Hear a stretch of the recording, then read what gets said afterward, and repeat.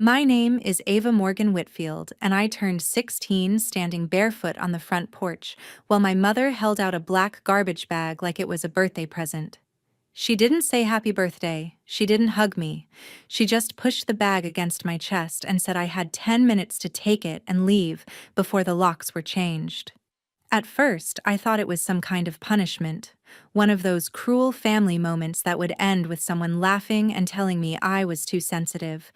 But then my father walked out behind her with my car keys in his hand and told me the car was gone. Sold. Title was in his name anyway. My phone started ringing in my pocket, probably my alarm still going off for school, and my mother snatched it before I could stop her. She threw it into the street so hard the screen cracked against the curb. Then she looked at me and said, "Plans canceled. Figure it out." From upstairs, my little sister stood in my old bedroom window, smiling like she had just won something. She waved at me and mouthed, "Finally got my space." That was when I realized this had not happened in anger. This had been planned. My clothes were packed. My room was already taken. My insurance was canceled. My savings were gone. And the people who were supposed to protect me had erased me before breakfast. I slept at a bus station that night with one garbage bag, a broken phone, and no idea that 30 days later, those same people would be calling me 35 times a day, begging me to come back. Before I tell you what they wanted and why they suddenly needed the daughter they threw away, tell me this. What time is it where you are right now? And where are you watching from? I'm curious to see how far this story will travel. My mother's name was Marissa Parker, and she had a talent for making cruelty sound like responsibility. My father's name was Ken Parker, and he had a talent for hiding behind paperwork. Together, they could explain anything away if it benefited them. My little sister's name was Brielle, and from the time she was old enough to point her toes in a pink leotard, my entire family revolved around her. Brielle was not just a kid who liked dance. She was the dream. She was the investment. She was the reason we skipped vacations, the reason bills were paid late, the reason every weekend belonged to competitions, rehearsals, costume fittings, private coaching, and hotel rooms near convention centers. My mother called it sacrifice. My father called it building a future.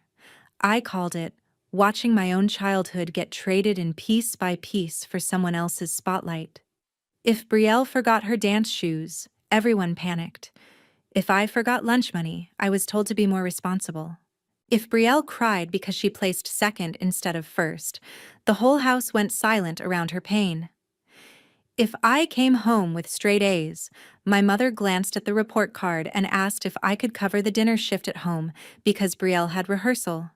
I learned early that being good did not make me loved. It only made me easier to ignore. The house we lived in was not even theirs.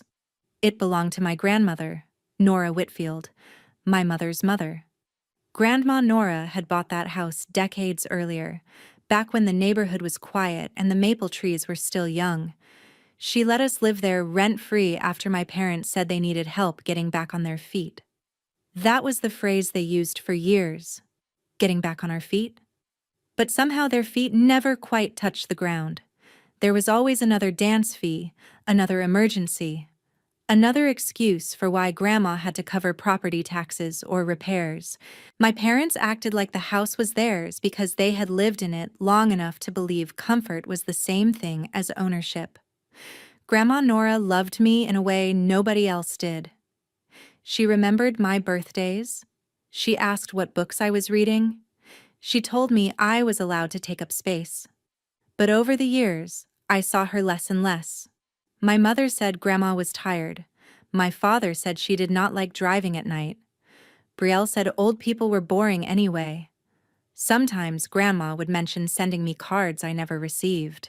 Sometimes she would ask if I liked the sweater she mailed, and I would have no idea what she was talking about. My mother always jumped in fast, saying the package must have been delayed or lost. I believed that until I got older and started noticing Brielle wearing things I had never seen before. New jackets, new dance warm-ups, little gold necklaces my mother claimed were prizes from competitions. Once, when I was 14, I heard my mother and father arguing in the kitchen. I was halfway down the stairs holding a laundry basket when my mother said, "If Mom ever finds out how much of her money went to Brielle, we are done." My father told her to keep her voice down. Then he said, "Ava does not ask questions. She never has." That sentence stayed in my head for 2 years. Ava does not ask questions. Maybe that was why they thought they could hand me a garbage bag on my 16th birthday and I would just disappear quietly. Maybe that was why they thought breaking my phone would break my connection to the world. Maybe that was why they thought selling the old Honda Grandma had helped buy for me would not matter, because the title was in my father's name. They were wrong. I may not have asked questions out loud, but I had spent years watching. I watched my mother praise Brielle like she was a miracle, and look at me, like I was a receipt she regretted keeping. I watched my father use technicalities to excuse every selfish thing he did. I watched my sister learn that if she wanted something, all she had to do was make me lose it. The morning they threw me out, Brielle already had boxes in my room. Not empty boxes. Her trophies were on my dresser. Her dance mirror was leaning against my wall. My bed had new sheets I had never seen before. She had not moved in after I left. She had moved in before I knew I was being erased. That was the part that made my chest feel hollow. This was not a family losing control in one terrible moment. This was a plan. My birthday was just the deadline. The first night, I slept in the bus station because it was the only building I knew would stay open late. I sat against the far wall with my garbage bag between my knees and my cracked phone pressed to my chest like it could still protect me. The screen was shattered and the service was dead. But when I held it at the right angle, I could still see the time. Every hour felt heavier than the last. At midnight, I was officially 16 years and 1 day old, and nobody had called. Not my mother, not my father, not my sister. Nobody checked if I was safe. Nobody checked if I was alive. I kept waiting for guilt to hit them. It never did. By morning, my back hurt from sitting upright and my throat felt raw from trying not to cry. I walked to the public library because it had free Wi-Fi and bathrooms where I could wash my face.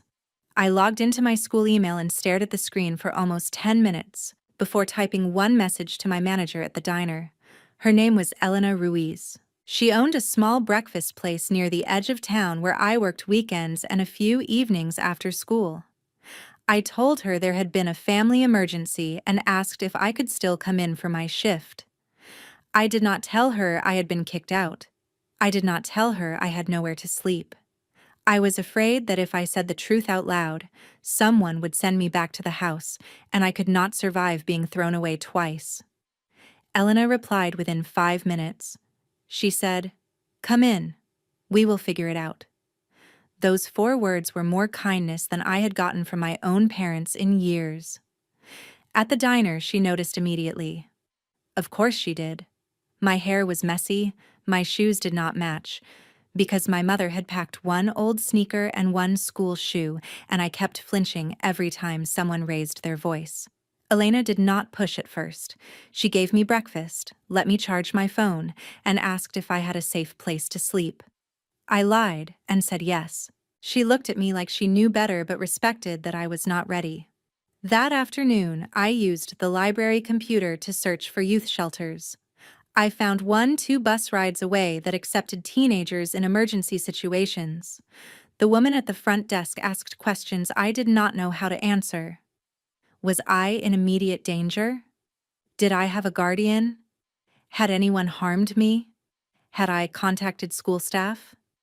I kept saying I just needed a place for a few nights. She gave me a bed, a locker, a hygiene kit, and a stack of forms that made my hands shake. That bed was not comfortable, but it had a roof over it. For the first time since my birthday morning, I slept lying down. The next 30 days became a routine built out of fear and stubbornness. I went to school. I went to work. I went back to the shelter. I kept my head down and my grades up because school was the only part of my life that still made sense. My counselor, Mr. Hayes, started watching me closely after I wore the same hoodie 3 days in a row. He asked if everything was okay at home. I said things were complicated. He said complicated was not the same as safe. I almost told him then, but I pictured my mother walking into the school office with that cold, calm face, telling everyone I was dramatic, rebellious, ungrateful, and I swallowed the truth. My parents were very good at sounding reasonable to strangers. I was scared they would win. I opened a new bank account with my diner tips and the $72 I had hidden in a pencil case. I saved every receipt. I screenshotted Brielle's Instagram story when she posted a picture of my old room with the caption, "Finally have space to breathe." I took pictures of my cracked phone, my garbage bag, the shelter wristband, the missed school bus passes, everything. I did not know exactly why I was saving proof. I just knew that when people like my parents tell lies, evidence becomes oxygen. On day 12, I found out my health insurance had been canceled. I was at the school nurse because I had gotten dizzy during gym, and when she tried to look up my coverage, nothing was active. I remember sitting there with my hands folded in my lap, feeling smaller than I had felt even on the porch. Canceling a birthday dinner is one thing. Canceling your child's ability to see a doctor is something else. On day 18, Elena quietly put me on more shifts and started sending me home with food that she pretended was a mistake. On day 22, Mr. Hayes called me into his office again and said he was worried. I told him I was staying somewhere safe. He asked if my parents knew where I was. I said they were the reason I was not at home. His face changed, but before he could ask more, the bell rang, and I used it as an excuse to leave. On day 30, I bought a cheap prepaid phone because Elena said I needed a reliable number for work and emergencies. I gave the number to Elena, the shelter intake desk, and nobody else. That night, I was folding napkins after closing when the phone started buzzing. Unknown number. I ignored it. Then another call. Then another. By the time I got back to the shelter, I had 21 missed calls. By midnight, I had 35. And when the first voicemail played, I heard my mother's voice for the first time in a month. Not calm anymore. Not cold anymore. But shaking with panic. My mother did not start with an apology. People like her never do. Her first voicemail said, "Ava, this has gone far enough. Call me back right now." Her second said, "Your grandmother is asking for you, and you are being unbelievably selfish." Her third said, "I know you are listening. Stop punishing everyone." By the 10th message, my father's voice appeared, sharper and lower. He said this was bigger than my attitude problem. He said Grandma Nora had fallen and was in the hospital. He said she was upset because she thought I hated the family, and if I had any decency left, I would come home and fix the stress I had caused. Fix the stress I had caused. I replayed that part 3 times just to make sure I heard it correctly. I had slept in a bus station because they locked me out. I had eaten leftover toast from a diner because they emptied my savings. I had been walking to school with a cracked phone and one garbage bag of clothes because they decided my sister needed my room more than I needed a home. And somehow, in their version, I was still the problem. Brielle texted from a number I did not recognize. At first, she wrote like she was bored. "Grandma keeps asking for you. Mom is freaking out." Then she got mean. "If Grandma gets worse because you are being dramatic, that is on you." I stared at that message for a long time. There was my sister, sitting in the room she stole from me, calling me dramatic for not running back to the people who had erased me. I screenshotted it. Then I screenshotted every missed call. I wrote down the times in a notebook Elena had given me. I did not call back right away. That may sound cold, but those 30 days had taught me something. When you have nothing, information is protection. If I answered too soon, they would control the conversation.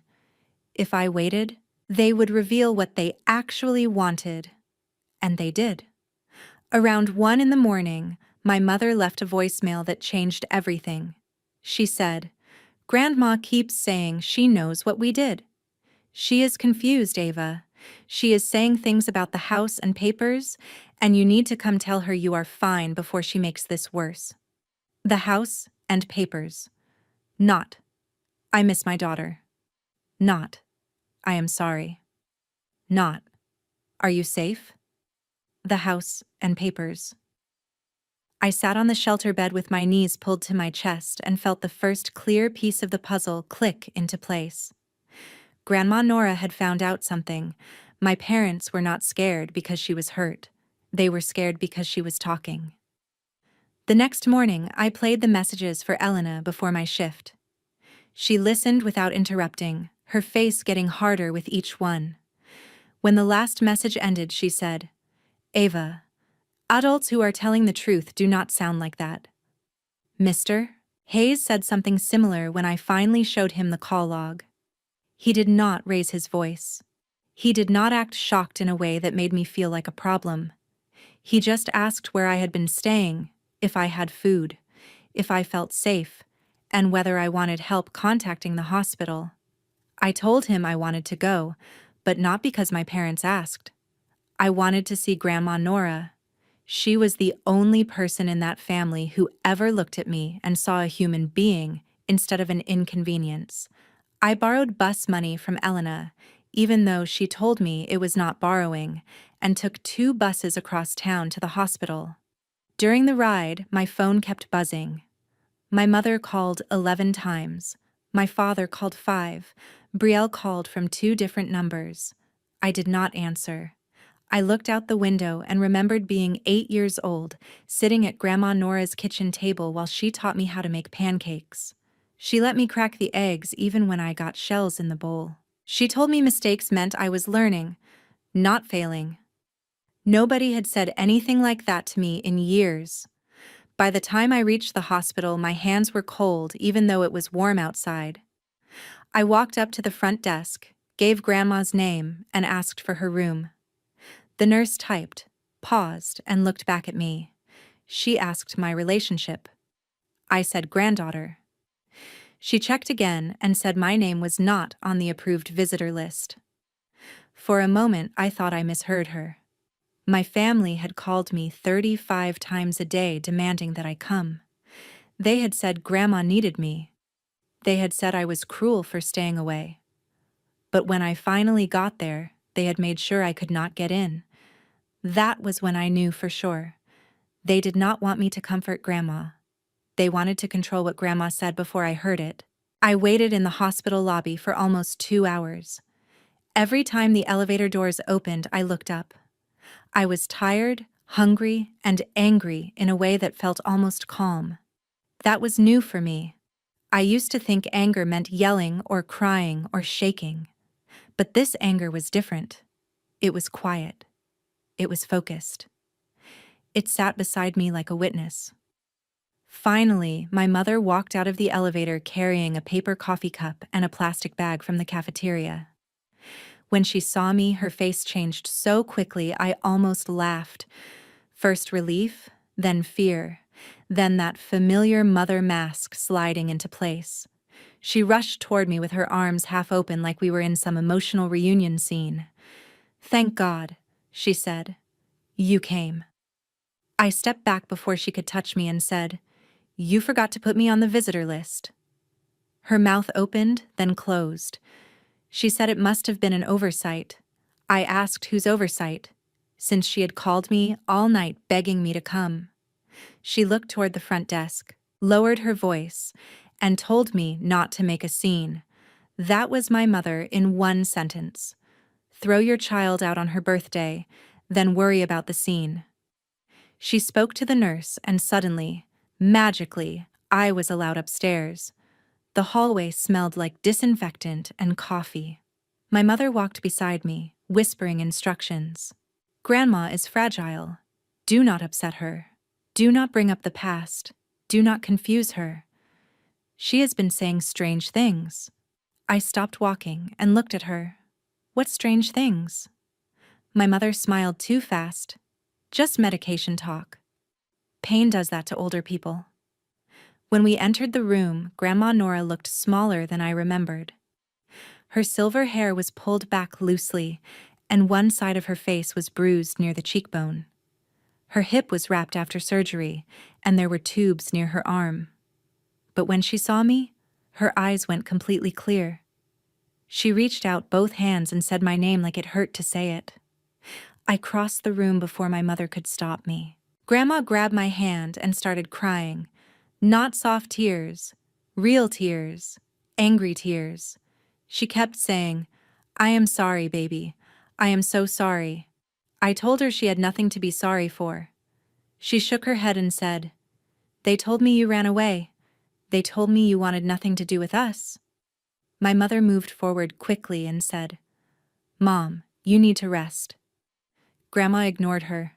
Her grip tightened around my fingers. She asked where I had been sleeping. I hesitated and she knew. Grandmothers always know the answers to the questions they are most afraid to ask. I showed her my phone, the cracked screen, the call log, the texts. Brielle's message blaming me, the picture of the garbage bag, the screenshot of Brielle in my room. Grandma stared at each one without speaking. My mother kept saying, "Ava, this is not necessary." Grandma finally looked at her and said, "Be quiet, Marissa." I had never heard anyone say my mother's name like that. Not angry. Worse. Disappointed. My mother went pale. Grandma asked me to tell her everything, so I did. I told her about the morning of my birthday. The bag, the car, the phone, the insurance, the savings account my parents said was no longer mine. I told her about the bus station, the shelter, the diner, school, and 30 days of silence. With every sentence, Grandma's face changed, not because she doubted me, because she believed me, and believing me meant understanding exactly what her own daughter had done. When I finished, she closed her eyes and whispered, "I knew something was wrong." Then she told me what happened before the fall. A neighbor had called her 2 weeks after my birthday and casually asked if I was away at some program because nobody had seen me. Grandma asked my mother. My mother said I was staying with a friend because I wanted independence. Grandma did not believe her. She came to the house. My father would not let her into my room. My mother said I had taken my things and left. Grandma pushed past them and saw Brielle's dance trophies on my dresser, her clothes in my closet, her mirror against my wall. That was when Grandma started yelling. She told them they had no right to put me out of a house that belonged to her. She told my mother she wanted my number. My mother claimed she did not have it. My father claimed I had blocked everyone. Grandma said she was calling her lawyer. My mother's face twisted when Grandma said that part. Grandma looked at me and whispered, "The house, Ava, the fund, the papers." They knew. Before she could say more, my mother cut in sharply. "Mom, you are confused. The medication is making you mix things up." Grandma turned her head slowly. "I may have a broken hip," she said, "but I do not have a broken mind." The room went silent. Then my father appeared in the doorway. He looked at my hand in Grandma's, then at my mother, then at me. And for the first time in my life, I saw fear on his face. My father tried to take control the moment he walked in. That was his habit. He adjusted his voice, lowered his shoulders, and spoke like the only adult in a room full of emotional children. "Ava," he said, "this is not the place for accusations. Your grandmother needs peace." Grandma Nora lifted her hand, weak but steady, and pointed to the chair near the bed. "Sit down, Ken." He sat. Not because he respected her, but because the nurse was standing right outside the open door and he did not want witnesses hearing him refuse. Grandma asked him one question. "Did you throw my granddaughter out of my house on her 16th birthday?" My father sighed like he was tired of dealing with unreasonable people. He said they had made a difficult parenting decision. He said I had become disrespectful. He said Brielle needed stability. He said I had been given options. I almost spoke, but Grandma squeezed my hand, stopping me. She looked at my father and said, "That was not an answer." My mother started crying. Not because she was sorry, because crying had worked for her before. She said no one threw me out. She said I wanted freedom. She said teenagers twist things. She said I had always resented Brielle. Grandma listened until my mother ran out of breath. Then she said, "I saw the garbage bag. I saw the room. I saw the messages.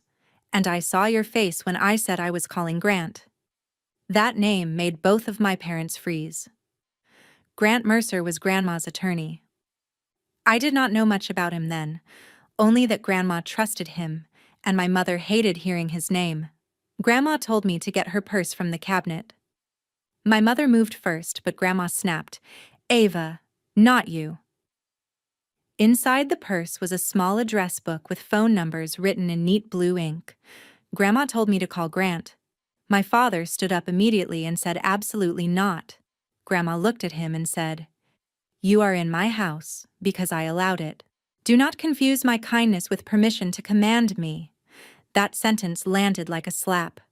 I dialed the number. Grant answered on the third ring. Grandma's voice was weak, but her mind was clear. She said she needed him at the hospital as soon as possible. She said it involved the house, the trust, and possible financial abuse of a minor. My mother made a sound like she had been punched. Grant arrived that afternoon with a leather briefcase and the calm face of a man who had spent decades watching families destroy themselves over money. He asked Grandma several questions in front of the nurse to confirm she understood where she was, what day it was, who we were, and what decisions she wanted to make. She answered every question perfectly. My parents looked sick. Then Grant explained the papers. Years earlier, when Grandma sold a piece of land she inherited from her late husband, she had created 2 education accounts, one for me and one for Brielle. Mine had started when I was born. With interest and contributions, it had grown to almost $38,000. Not cash for shopping, not prize money. Protected education money for tuition, books, safe housing, and transportation connected to school. She had also written conditions into the family trust. My mother and father could live in the house rent-free as long as both children were being cared for fairly, and neither child's designated funds were misused, redirected, or withheld as punishment.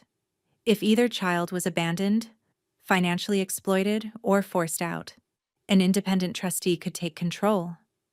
I felt dizzy hearing it, not because of the money, because suddenly my entire life made sense in the ugliest way. My parents had not thrown me out because they could not afford me.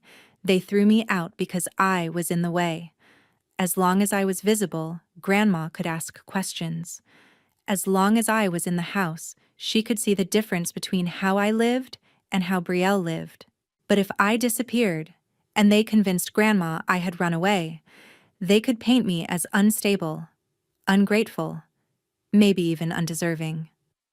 Then they could push to have my education money redirected to Brielle's dance future. My father tried to interrupt Grant, saying that was an unfair interpretation. Grant opened a folder and removed copies of emails my father had sent 3 years earlier, asking whether unused funds from one grandchild's education account could be transferred to the other for specialized training. Specialized training meant dance. Grant said the request had been denied. My father's mouth shut. My mother whispered that they were only trying to support Brielle's talent.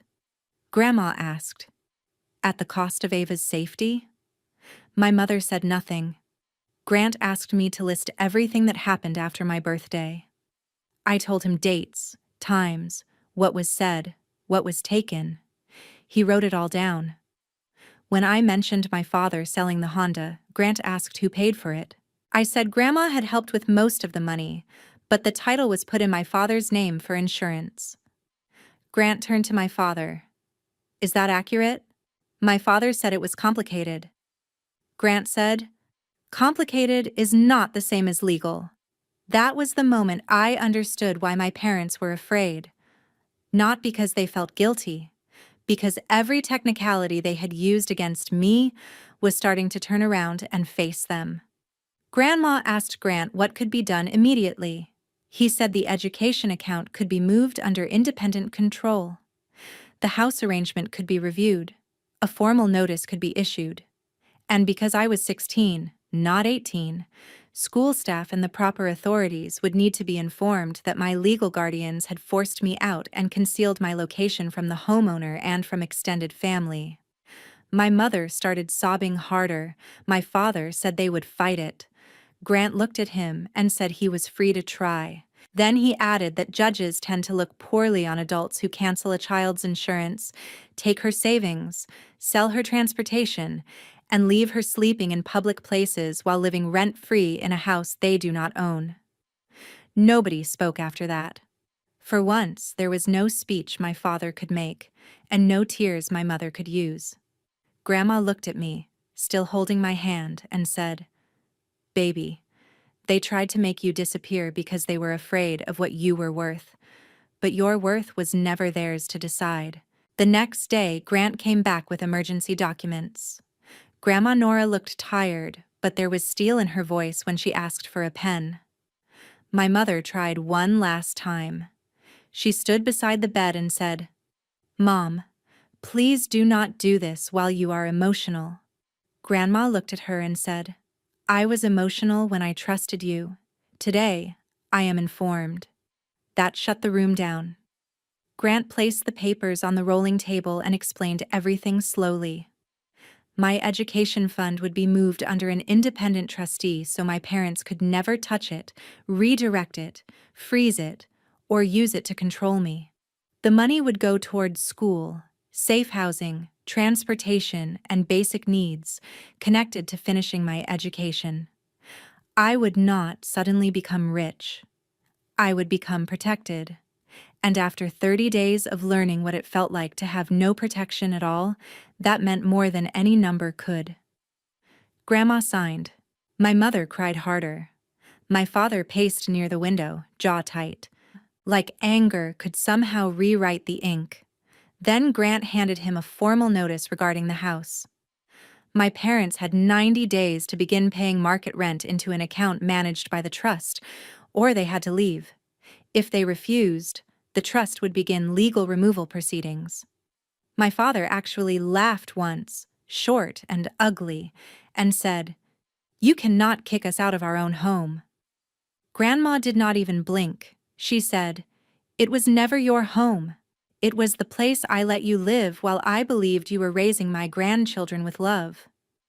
My father said they had spent years maintaining the property. Grant asked for receipts. My father said that was not the point. Grant said receipts were often the point. My mother tried a softer approach. She turned to me, wiping her face, and said, "Maybe we could all go home and talk as a family." I asked her one question. "Would you be asking me to come home if Grandma had not changed the papers?" She looked at me, and for half a second, the mask slipped. The answer was on her face before she said anything. No, she would not have called. She would not have searched. She would not have cared where I slept. She only wanted me back because losing control of me meant losing control of everything else. My father told me I was destroying the family. I said, "No, you did that when you handed your daughter a garbage bag and locked the door." Brielle was not at the hospital, but she made sure everyone knew how she felt. She texted me all afternoon. "You ruined my competition season. Mom says we might have to sell my costumes. This is all because you had to be dramatic." I screenshotted every message and sent them to Grant. Then I put the phone face down.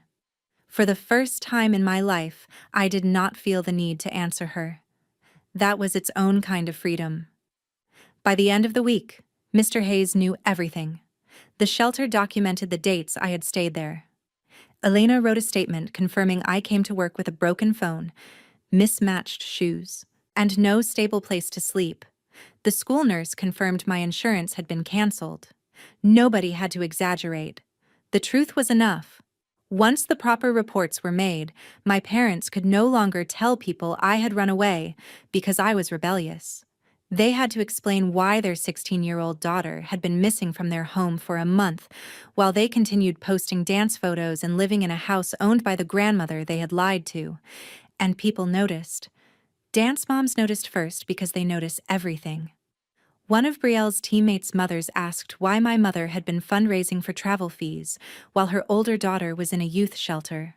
Another asked why Grandma Nora's house was suddenly under legal review. My mother stopped going to the studio for a while. My father lost a big sale at the dealership after a customer recognized his name from local gossip and asked if he was the man who sold his daughter's car after throwing her out. Was that fair? Maybe gossip is messy. But so is sleeping at a bus station because your parents decided paperwork mattered more than you. Grandma arranged for me to stay with her neighbor, Mrs. June Wallace, until longer-term housing could be approved through the trustee. Mrs. Wallace had a small guest room with yellow curtains and a lock on the door. The first night there, I stood inside that room for almost 5 minutes, just turning the lock open and closed. It sounds small, but after everything, a door I controlled felt like a miracle. Elena kept me on at the diner. Mr. Hayes helped me build a school plan so I could catch up without burning out. Grant made sure my education fund was safe. Grandma started physical therapy and told every nurse who would listen that stubborn women heal faster when they have unfinished business. My parents tried to call. At first, they were angry. Then they were desperate. My mother said she had made mistakes. My father said things got out of hand. Brielle said she missed me, but only after her dance coach told my mother the unpaid balances had to be cleared before the next competition. I did not block them immediately. I let the voicemails collect because evidence had become a habit. But I stopped letting their voices decide who I was. 90 days later, they did not have the money for market rent. The house they had treated like a throne became the place they had to pack up and leave. I did not go watch them move out. I did not need to. I had already seen the ending in my mind. My mother standing near the same front door where she had handed me a garbage bag. My father holding paperwork that no longer protected him. Brielle crying because the room she stole was not hers to keep. They told me to figure it out. In the end, they were the ones with 90 days to do exactly that. But the real lesson was not that they lost the house. It was not even that they lost the money. The real lesson was that being unwanted by the wrong people does not mean you are worthless. Sometimes the people who call themselves family are only protecting the version of you they can use. Real family protects your future when you are too young, too scared, or too broken to protect it yourself. Real love does not make you earn shelter. It does not cancel your safety to reward someone else's dream. It does not throw you away and then call you selfish for surviving. I learned to save proof.